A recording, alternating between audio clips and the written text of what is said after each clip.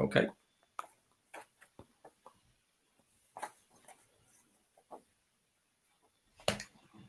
Hello, everyone, and welcome to this session called Financial Insights and Advice for Managing Your Business with Tony Dhanjal from Accounting and Tax Academy. So I'm going to hand it over to our accounting and tax YouTube superstar, Tony, to take over with the presentation, and I'll see you all in a little bit. Thank you very much, Sabrina, and a warm sort of good afternoon to the audience, to all of you. Again, as Sabrina mentioned, my name is Tony Dhanjal, and I'm of the Accounting and Tax Academy. Not quite sure if I'm a YouTube star yet, but I guess we are sort of on that particular journey. Let me just tell you a little bit more about myself and us. Who are we? So we incepted our sort of journey as Aidhan Accountancy, shall we say. We are fundamentally an accounting and tax service provider here in the UK. And Aidhan Accountancy has been around for sort of over 15 years. You can see our website here, www.aidhanfinancial.com, if you want to go and sort of check us out there. About 6 to 7 months ago, what we did, we started the Accounting and Tax Academy as well. Now, the Accounting and Tax Academy, the premise is really with the way things are going in the modern era with technology and with obviously, you know, the explosion of information, shall we say, you know, on Google, YouTube, etc.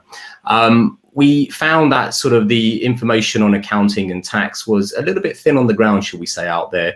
And unfortunately was being done by a lot of sort of non-accounting and tax experts, which, you know, you got to be very discerning in terms of who you watch and what advice you take. So we decided to jump on and thought to ourselves, well, let's start the Accounting and Tax Academy and see where we get to. And fortunately, it's proving to be quite successful on our channel. The premise of the Accounting and Tax Academy really is, you can see on our mission here on the slide, that we are actually dedicated to helping empowering you, the small business owner, the startup business, the solopreneur, the sole trader, whatever you are, you know, whatever part of your journey you are in your business, is know your numbers so you can make calculated and informed decisions in your business, company, and personal finances.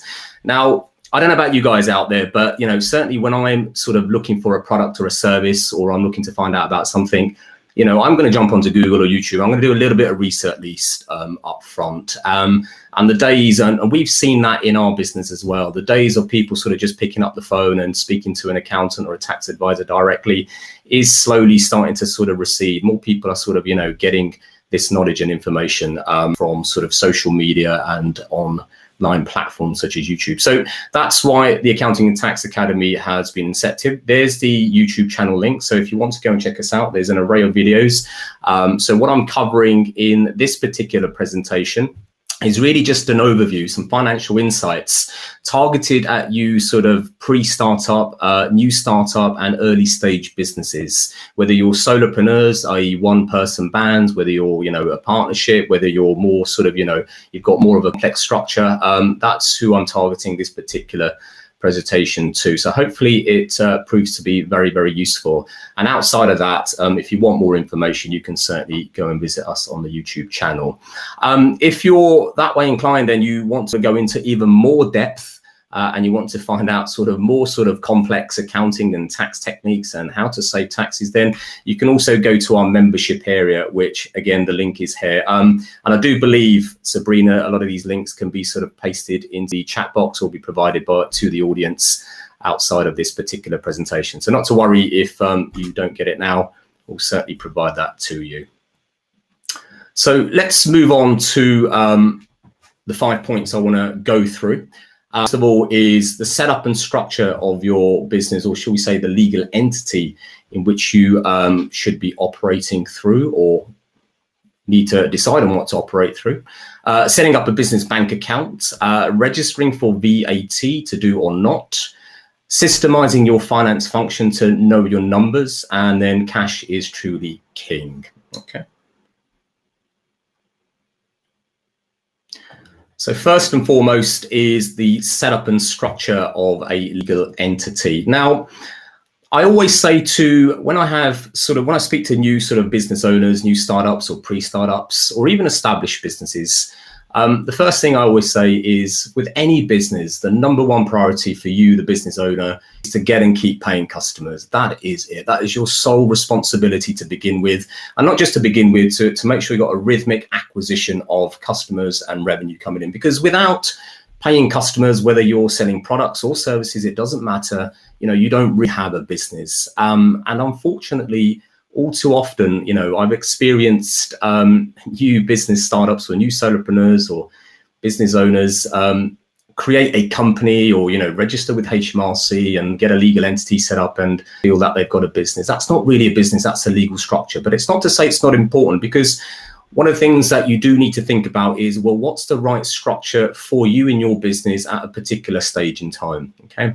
And don't forget, you don't have to stay with the same structure infinitely. Yeah, you can change and flick between them, although obviously there's more of a cost in doing so. But let me just outline here in the UK the 4 sort of main common structures that you can operate your business through, whether it's an online business, whether it's a bricks and mortar business, whether it's e-commerce space, it doesn't matter. So first and foremost, and the most simplistic form, is a sole trader.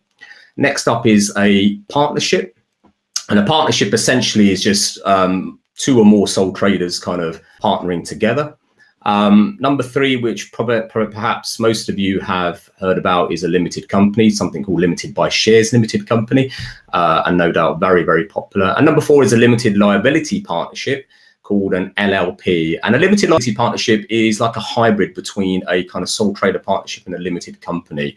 So it's kind of like the best of both. And it's very popular amongst professional services companies, law firms, accountants, for example. Even design agencies are going down the route as well of a limited liability partnership. So it has its advantages. Now, each of these different sort of legal setups and structures have their own pros and cons. There's no one size fits all here. And this is where you've got to be you've got to be discerning to one extent, and you've got to do a little bit of research. I always say, take a step back, do a bit of research, spend a couple of days researching each of them, and then make an informed decision. All too often, again, in experience, we have a lot of prospects come to us and they jump straight into, for example, forming a limited company because it's easy. You can go online, you can go to a formation agency. Half of them are doing it free for you, and giving you £50 cash back. They're incentivizing you to start a limited company. It might not even be the right vehicle for you at that point of your journey. So be a little bit discerning and take some time to think about it. And so what we've done, hopefully you can see my screen here, is we've got some further resources for you. I've done quite an in-depth video. It's about a 10-minute video on sole trader or limited company with a free decision tool. So it really compares the pros and cons of each, but also you can download this free decision tool and you can tailor it to your own circumstances. So you answer 10 questions. It takes them about 15 minutes. And then depending on the outcome of the questions, it gives you a steer as to whether you should go down a sole trader route or a limited company route, depending on the stage of your business. So really, you want to make an informed decision. The advantage with a sole trader, it's simple. And unfortunately, if 6 months or 12 months down your business just doesn't work out for you, it's much easier to exit a sole trader business than it is a limited company business. Although on the flip side, once you're established, the limited company entity has many, many advantages. There's no doubt about it. There's also a video underneath here. And again, all these links will be provided to you on limited liability partnerships. So what exactly are they? How can they work for you? And what are some of the pros and cons of limited liability partnerships, because they're sort of less heard of and less well known. Okay, moving on. Once you've decided on your legal structure, you may already be in a position where you have a limited company or you're a sole trader existingly, or you're kind of thinking about perhaps changing that, going from a sole trader to a limited company. Then one of the key things you really should have is a business bank account for your business. Doesn't matter what legal structure you have, you should open a separate business bank account. Now on screen, I've just given you 4 suggestions. We don't endorse any particular bank necessarily, neither are we incentivized by any banks, but I'm just giving you these suggestions based on our own clients and some of the popularity of the bank, shall we say, and the success they're having in terms of the ease of use, the convenience, and other sort of, benefits and factors. And certainly some of the new online banks such as Starling, Tide, Monzo really sort of come to prominence in the last few years, simply because it's just so easy to get going and set up, and it's so easy to use their interface. And also one big advantage with some of these online startups is the way they interface and interact with other pieces of software. And I'm going to come on to that in a later slide in terms of systemizing your business. It's really, really important how you systemize your finance function as well. Okay. The other thing about having a business bank account, and again, all too often I see a lot of new startups do this, unfortunately, is that they'll start a limited company or they'll start their business even as a sole trader or a partnership, and they transact all their business transactions through their personal bank account. Now, whilst it's not illegal to do that, but it is criminal from a business sense, simply because if you think about your personal business and transactions being apples and your business transactions being oranges, then you're mixing apples and oranges. And at the end of the day, what you just have there is a mix of apples and oranges. Later on down the line, you've got to separate the two. Okay, just imagine a spreadsheet full of sort of transactions mixed up. Yeah, you're going to have to sit there manually try to separate them, or try and find a way of separating them. And that's just an unnecessary step you would have to take in terms of separating them. And what you want to be doing when you're running a business is you want to try and sort of make sure you are as efficient as possible. You're not doing any heavy lifting. The other factor to consider is, again, whether you're a sole trader partnership or a limited company, you're going to be dealing with HMRC, okay, the revenue and customs for your taxes. And as your business starts to become more established, you will possibly be open for audits, checks, or investigations by HMRC. Now, it's not something that happens frequently. It's still a low possibility, but it does happen. Okay, and if it does happen, and you're asked that you're requested by HMRC that they want to audit your affairs, then one of the things you don't want to be doing is, allowing them access to your personal business account, which you don't have. Okay, if you're not conducting your business through it, you really want to keep them out of it, and also just direct them to your business bank account, because one of the things they'll probably want to see is your business bank transactions should they launch any sort of type of audit or investigation on your business affairs. Third thing there is also if you ever come to sell your business, or if you ever try to get investors on board. Again, you don't want to be showing them the apples, your personal stuff. You just want to keep them, in the oranges, and that's your business affairs. So very, very important to make sure you have a business bank account set up. Next up is VAT, that's value added tax, registration or not. So when you are running a business, again, it doesn't matter what legal entity you choose, whether it's a sole partnership or limited company LLP, you have the right to register your business for VAT, okay? Now, there are pros and cons, again, of registering for VAT, but first thing is first. VAT registration here in the UK for businesses doesn't become mandatory until your business hits a turnover of £85,000 on a rolling 12-month basis. Okay, so it's like an annualized view of your turnover. Once it hits that threshold, or just before that threshold, you are then obliged to actually register for VAT, providing that your supplies, the products or services that you are selling, are actually VATable. Okay, and I'll come on to that in a moment. So that's when it gets mandatory. Anything under that, certainly for you pre-startups, new startups, and emerging businesses, the chances are your turnover is going to be below that at the moment. Even if it is, you can still register voluntarily. Okay. And this is a big question that comes up with a lot of new startups. Should I register for VAT or not? I mean, it sounds like a big headache. Also, a lot of people look at this one-dimensionally in the sense that, if I register for VAT, and let's say, for example, you're selling products online, okay, ordinary 20% standard rated products, then obviously it is an increase in the price. So if you're selling something for £100 and you then apply 20% VAT, it makes it £120. Are you now going to be competitive? Are your prices going to be competitive? And it's a very valid consideration. There's no doubt about it. But also the flip side of registering for VAT is in the early stages, you may have to buy hardware, for example, laptops, peripherals, printers, lots of subscriptions to various bits of software. And you may incur VAT on these items. So the advantage there is if you are registered, then you can actually claim the VAT element of that investment back. So, depending again on the level of initial investment and what level of expenses you may be running, it could be beneficial to actually be registered. But I'm not going to go in too much detail because, again, there's lots of further resources here, which I'll come on to in a moment.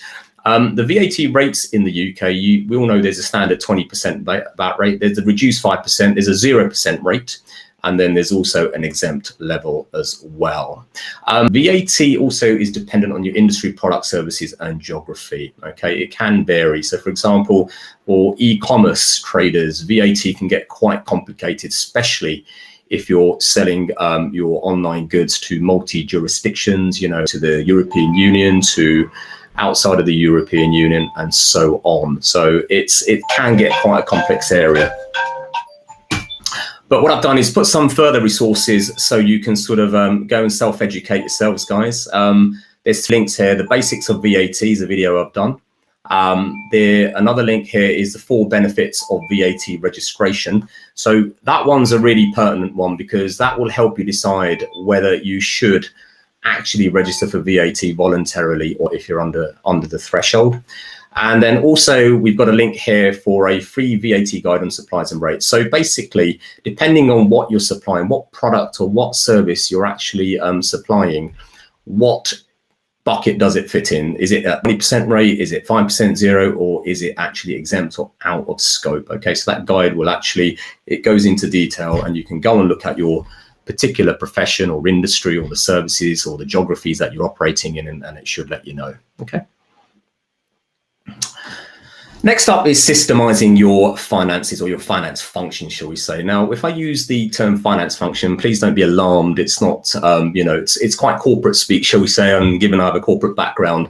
But even as a small startup, a solopreneur business, one of the things that you must get a grasp of is knowing your numbers. It's absolutely essential in business. In fact, numbers is the language of business.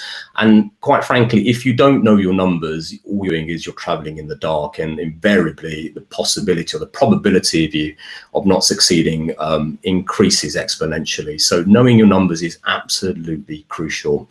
Now, I'm not suggesting here that you need to become mathematicians or, this is advanced arithmetic or anything like that. I'm just suggesting that you need to start to get comfortable and familiar with certain things like your primary statements, which I'll come on to in a moment. But before that, you've got to put in place a system for your finances, okay? Because what will happen, again, whether you're running a sole trader entity, whether it's a limited company, the main transactions you're going to be doing is through your business bank account, and then the main data you're going to have are your business bank transactions. So what you'll see on a monthly or a quarterly basis is money coming in and money going out invariably. So you can download your statement and you can easily view that. That's your raw data, if you like, or a basic cash flow statement. But you've got to convert that data to useful information. Okay, that data has a limited amount of use, but useful information are these 3 primary statements here for your business. So that's your income statement, your balance sheet, and your cash flow statement. And in order to make that transition on a frequent basis, you've set up a system. And in order to do that, I would strongly recommend that you invest in a piece of accounting software. Okay, now, it's very inexpensive now in the market. I mean, we recommend strongly either Xero, QuickBooks. We feel they're the market leaders. And, we've used various pieces of software, even free bits of software, but it's well worth investing in one of these 2. And I'll come on to the reasons why in a moment. You can get these pieces of software for as little as £10–15 a month, which, is a small investment to make in order to systemize things. So getting the accounting software allows you to sort of, set up a system where you take the data and it becomes this useful information, i.e., converts it into what I call primary statements for management purposes. Okay, so you as a business owner, you're the management. And if you've got a regular, either a monthly or a quarterly, I mean, in terms of frequency, I would recommend at least quarterly. Okay, don't just leave your numbers to the end of the year once your company accounts are due, and then months after to submit it, because Companies House and HMRC give you time to submit it to them, but by then it's out of date. It's going to be of very little use to you as a business owner and manager. So you need frequent numbers, management numbers, shall we say, and you can get that from this accounting software for your level of business. And get those primary statements. The other good thing about these pieces of software is they do what's called automated bank feeds. So you can connect your bank account to that software, business bank account this is, to the software. And then on a frequent basis, either monthly and quarterly, it will automatically download all your business bank transactions into the software portal, ready for it to be ready for the bookkeeping, shall I say, to be done, ready for the transaction to be converted into information. So again, is systemizing your finances as well as possible. And again, just through experience, unfortunately, I see, we do get a lot of prospects that come to us who've started their business 18, 24 months ago. And the last thing they ever looked at their numbers, and unfortunately their data and finances are in a complete and utter mess. And the only reason they've ended up coming to us, or any accountant, shall we say, is when HMRC start chasing them for taxes and saying they haven't submitted X, Y, or Z. So don't get to that situation, guys, because your time and energy as a business owner, as a solopreneur, as someone who wants to be successful in business, needs to be really focused. You need singularity of focus in doing what you do best, and that is getting and keeping customers for a particular trade. Okay, that's what you need to be focusing on. And I sincerely appreciate sometimes in the early days, it's quite difficult if you don't have the means or the cash, or you're on a tight budget to either engage with an accountant or a bookkeeper full on. That's quite understandable. Again, I'll get asked the question, can you do a lot of this yourself? And in the early days, my answer is yes, you can. Absolutely. If you put a bit of time into educating yourself, you go and practice a bit of this software, you can do this yourself, particularly when your affairs are simple. But if you really want to become a successful business, and I mean, you have to define what success is. Is it a 5-figure revenue, 6-figure profit, 7-figure revenue? You have to define that, and in terms of the time frame you want to achieve it. But if you want to get to those levels, should you continue to do your own bookkeeping, accounting, tax work? I never recommend you do your own accounting and tax anyway. Tax is complicated, okay? This basic tax is more advanced tax, but certainly your bookkeeping and your data to information in your systems, yes, in the early days, it's fine. But as you start growing, definitely delegate, because you can't build a successful business just on your own. You've got to delegate. You've got to affiliate with good quality partners, good employees, good outsourcers, etc. Okay, if you're going to be successful, that is. Last but not least, it's a common question that gets asked is cash and cash flow. So one of the key things to remember is cash is not necessarily the same as accounting profits or even losses, shall we say. Cash coming in, cash going out, you can see from your business bank account. Now, the world of accounting in the early stages, or shall we say when you're a small business, is not too complicated, although obviously to the untrained eye it can be. But as you grow, it starts to become more complex. And you'll always see that your cash figures don't necessarily equal your accounting figures at all, because there's various adjustments that go on. One such adjustment is depreciation, for example, which is a non-cash item. So there's a lot of non-cash items that happen in accounting that determine profits. And don't forget, your taxes are judged based on your profits. Okay, and I'm not talking about VAT. I'm talking about corporation tax if you're a company, or income tax if you're a sole trader. Okay, it's based on your profits, not on your cash flow necessarily. Okay, so very, very important distinction. Working capital needs, I always recommend that you have at least 2 months of cover of cost of goods sold and expenses. So your cost of goods sold are purchases and stock and things like that.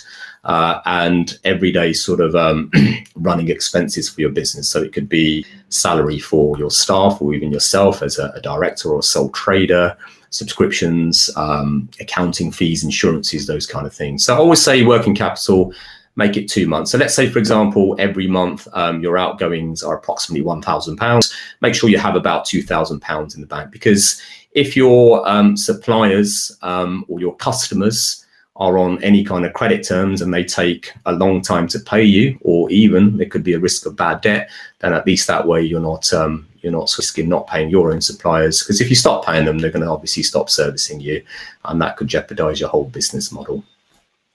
And finally, I've already mentioned the cash flow statement. That's your money in and money out. So that's one of the primary statements, really, really important. So cash is in the sense that it's not the number one reason why, a lot of business fails, but it is certainly a prominent reason why businesses fail, when they just simply run out of cash. If you run out of cash, then obviously it's like sucking the blood out of a human being. Basically, your muscles, your bones, everything is still there, but unfortunately, you haven't got the blood circulation, and eventually it's just going to die. So you've got to keep an eye on the cash in that respect. Also, what you want is an optimum level of cash. Okay, you want to sort of over liquidize your company, in the sense that if you only need 2 or 3 months of cover, then keep 2 or 3 months of cover. And then any excess cash, unless you're going to invest it in the growth of the business, then you need to devise a tactical strategy of getting it out your business to put it to better use. Okay. So guys, that's the end of the presentation. I really hope that was short and succinct enough and useful, and give you some golden nuggets to take away. And again, just to reiterate, a lot of these links will be provided to you, so you can go away, go and have a look at our YouTube channel. And again, if you want to go in deeper and learn sort of more and become a bit of a DIY accountant yourself, if you like, or get to learn enough to know enough to be comfortable with accounting and tax, and certain membership area could be right for you. Okay, that's myself signing off, and back to you, Sabrina. Hello there, Tony. Fantastic. That was incredible. Thank you so much for that, Tony.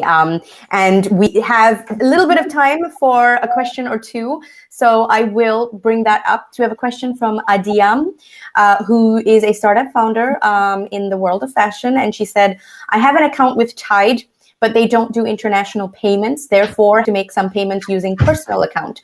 What do you think is the best to do in this case? Very good question, actually, because when I started my business, I had a similar kind of issue. So what I did, I had a business bank account. It was with, or still is actually, with HSB. So that's your equivalent of Tide. And then I also set up a PayPal account as well. So there's nothing to stop you from having a couple of accounts. Don't have too many, otherwise the administration becomes a little bit burdensome. But a couple certainly to accommodate multi-currency and international payments. PayPal is certainly an example, and I believe things like Stripe can also accommodate that, if I'm not mistaken. Fantastic. Thank you for that. And I've got two questions from Kay. The first one is, are importing businesses obliged to register to VAT to pay VAT on imported goods regardless of the threshold? This one. Yeah, this is quite a complex area, Kay. I mean, I think there's two elements there. There's customs and there's VAT, and I guess it really does depend again on the geographies that we're dealing with. It depends on the products. It depends on a lot of factors. So what I would suggest in that instance is go to the 3 links that I've given you, and certainly the handout, and that should answer your question in terms of your import company, because you could be importing, a vast degree of things. Fantastic. And she did say or ask, as a new company importing 1 container of goods to sell directly to customers online, do I have to register for VAT? Yeah, absolutely. I mean, again, I think it's a similar kind of question. It's best that if you go to the links, take a look at what you're importing, and again, the geographies it's coming from, countries it's coming from. Obviously, I'm presuming it's coming into the UK. Then go and look at that. Our handout should answer the question. Fantastic. Well, thank you so much, Tony. I'm sure everyone got an incredible amount of value. And just for everyone who's asking the questions, because we want to have access to the links, you will all get a copy of the presentation with all the links. We are going to be sending it out as soon as possible from the event. So don't worry about that at all. And now I'm going to end this session, and Tony is going to make his way into the lounge. So if you have any more tax-related or accounting-related questions, you can join him at a table and ask him those questions. So thank you very much again, Tony. And have a great time in the lounge. And I will see you all for the next session, which is going to be starting at 5 o'clock. So take care, everyone. And thank you very much, Tony, for joining us. Thank you very much. Bye.